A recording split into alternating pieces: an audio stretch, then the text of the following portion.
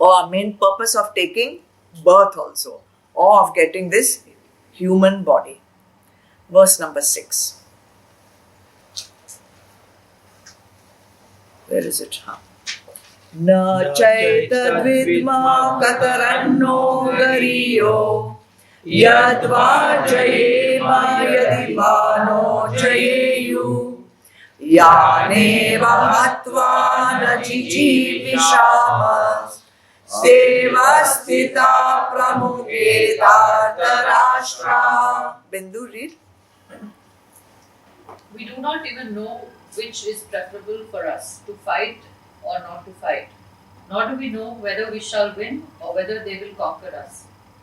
Those very sons of Dhritarashtra, killing whom we do not even wish to live, stand in the enemy ranks. He is completely lost now. He is in the middle of the battlefield. The conches have been sounded. The warriors may have already put the arrow in the bow and must be waiting to shoot. He is standing there between the two armies and he doesn't know whether he should fight or he should not fight. No, not. Ch and. So chaita is the cha etat. This. Vidma, we know.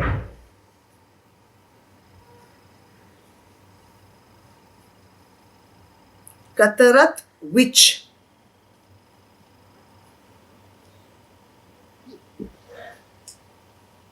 No, for us. Kataranno, which for us. Gariyo is preferable. We do not even know which action is preferable for us. Yatva, whether. Jayema, we conquer.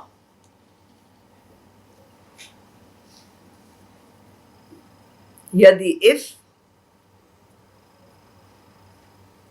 So we do not know which is preferable for us, if whether we conquer it, va, or jayeyu, they conquer.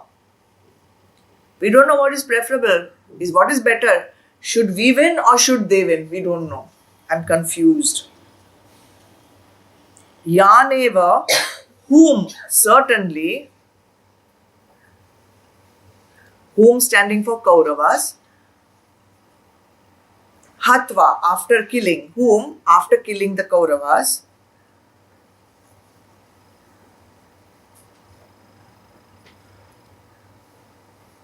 Jijivishama, we desire to live. Na, we do not desire to live. Na, Jijivishama, we do not desire to live. Even after conquering them, we don't want to live. We don't feel like living. Why? Because they, Vastita, are standing Pramukhe before us, because those who are standing before us, who are they? Dhartarashtra, sons of Dhritarashtra.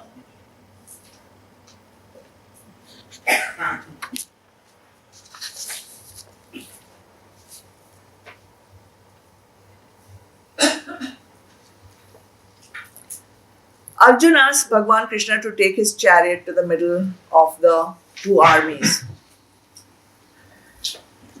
As we have seen earlier, Bhagwan Krishna could have easily taken the chariot and put it in front of Duryodhan. If he had put it in front of Duryodhan, one look at Duryodhan, Arjun would blood would have started boiling, and he would have said, "Come on, let's start the war." If he had done that, there would have not been any confusion. If there was no confusion, there would have not been any Bhagavad Gita. So Bhagwan Krishna wanted the Bhagavad Gita to be told to who? To us. Secondly, if Arjun had started the war with the anger and he had even won the war, he would still have incurred karma. But here he wanted Arjun to fight the war without anger, as a war of dharma. And therefore, very, very astutely, Bhagavan Krishna takes the chariot and puts Arjun right in front of Bhishma Pitama and Dronacharya, so that he is filled with emotions of respect, reverence, awe, worshipfulness, and he asks this question, and therefore Bhagavad Gita was narrated to Arjun as well as to us. Similarly, sadhaks. So we have to see everything on two levels. One is the story level and one is the symbolic level. So if we are trying to give up our limited identity and we are trying to give up our attachment to our past sanskars, our inability to give up our past sanskars, then what will happen if we go on keeping that image in front of our eyes? We will also get into moha and confusion. If you keep thinking, putting in front of your eyes means what? Keep thinking, I am body, mind, intellect. Keep thinking, oh, I cannot give up chocolate. Oh, I cannot give up whatever you are trying to give up. If you keep thinking that, if you keep putting that in front of your eyes or in front of your mind, you are always going to get confused. You are never going to be able to give it up. So, you have to see that, accept that you have this problem or this attachment or this confusion. When you try to give it up, the mind will justify, no, but you are so tired. You definitely need one thumbs up right now. Or, I dieted during Navratri, so now I can have as much chocolate as I want. Something you will go on justifying. You'll find something. So, that is not the way that you will be able to give up the past sanskars. Huh? I deserve, Oh, but I have done so much work today. I think my blood pressure has gone down a little bit. I should have some chocolate right now. I should have some sugar right now. All kinds of things your mind will go on justifying. So, what to do? You have to do exactly what Arjun has done. Let us see what Arjun has done. He has to overcome his attachment to Bhishma Pitama. He has to overcome his attachment to Dronacharya. So when we see it symbolically, we say we have to overcome our attachment to sugar or media or people or food or whatever. So we see those worldly things as evil.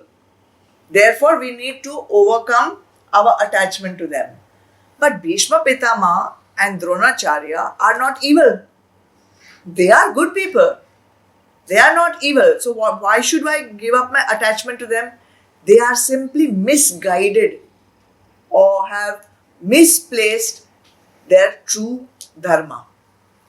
Bhishma Pitama had taken a vow. What was the vow he had taken? To protect Hastinapur. And therefore protect the kingdom and protect the rulers of the kingdom. But unfortunately, the rulers of the kingdom at the moment are adharmic.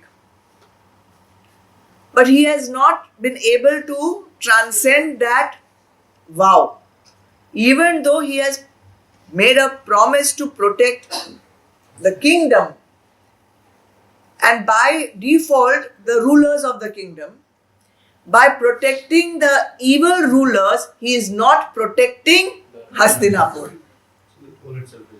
The call is long. And therefore also you must be very careful in your life what vow you are taking. Okay? What vow are you taking? Make sure it is proper and you can also review the vow from time to time to make sure that you are not taking some vow which is taking you away from dharma. And as a Kshatriya, Bhishma Pitama had to adhere to his vow. As a Kshatriya, you are very, very staunchly protecting your vow. There in Ramayana, there is pran jaye, par vachan na jaye. But at the end of his entire life, he realized this entire life was futile and wasted because his vachan was wrongly placed.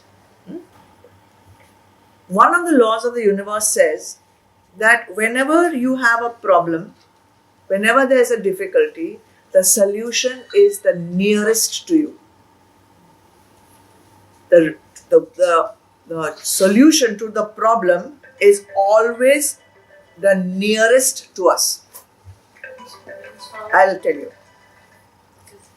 If you are bitten by a snake, let's say, normally you'll be bitten by a snake where? In a jungle. Okay? You're not on 5th floor of Thakur Nivas.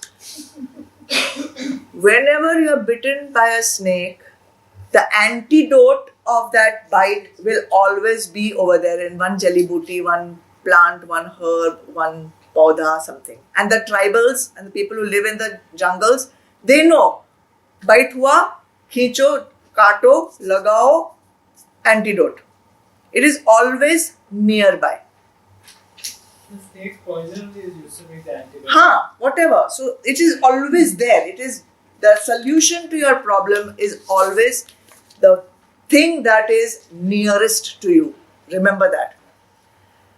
When we went to Kailash Mansarovar the first time, I went walking. So there is no chance of bath, okay? 10, 15 days, there is no bathroom only. There is no way to have bath. So when we reach Mansarovar finally, in that almost like it's like a cold desert, there's nothing except Mansarovar. You can go and dip in the Mansarovar, but it's freezing cold. You cannot remove all the layers of dirt which are stuck on your body. So Bhagwan has kept one hot spring there. So in that cold, frigid, icy place, one hot spring is there. You go there, in one dirty, stained tub you sit. But it is stained by the sulfur of that hot spring. And then you go in there and you never want to come out. There's lovely hot water and all the dirt comes out. All the tiredness comes out. That solution was there only, but one has given it. Okay. So even for Arjun, the solution to his confusion is very close by. The solution to his problem is sitting in his chariot in the form of Lord Krishna. Even for Bhishma Pitama and Dronacharya, if they've had this dharma sankat, what to do, they could have taken the advice of Bhagwan Krishna. They could have. Bhagwan Krishna also approached them. Definitely. But as it goes, they did not. The solution was very much nearby. Now I will tell you something. When you are stuck in that situation of confusion and dilemma and not knowing anything, the only way out, because you cannot rely on your own intellect at that moment because your buddhi has become brushed. You cannot. So you have to surrender to a master and get an objective solution to the problem. Arjun did that. He got the solution. Bhishma Pitama and Dronacharya did not do that. They wasted their entire life because of it. Sometimes you don't want to get a solution. Then you don't approach. Then you can stay there in that tamas. You don't want to. Many people don't want solution to their problem. Yeah. They just want to vent. Vent When my life is so bad.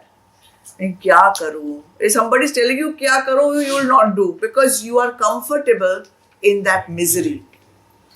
That's like what you say, find the win in every situation. Find the win in every situation. And so you're in your home, if you have a big issue, in your home, if you have some big relationship problem, if you have some issues, the solution is in that issue itself.